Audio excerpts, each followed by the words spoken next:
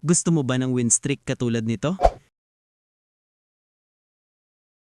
Kung ganon, itong video na to ay para sa'yo.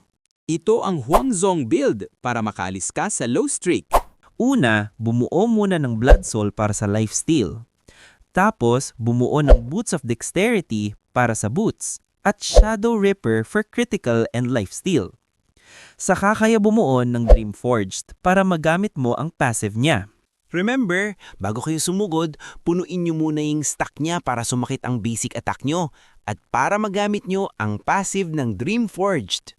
At para sa late game item, gumamit ng Eternity Blade for critical at Daybreak for late game. Kung gusto nyo naman ng lifesteal, pwede nyong i-upgrade ang Blood Soul ng Blood Sweeper o Sage Sanctuary for defense o kaya Sun Chaser para sa ultimate ninyo. Para sa buong item at arcana, ito ang gamit ko.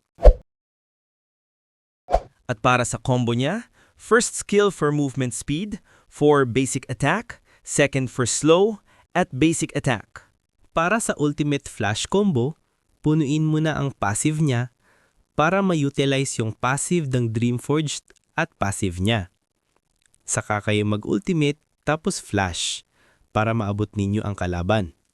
At pag teamfight naman, use ultimate, then second skill for shield at para masustain mo yung teamfight.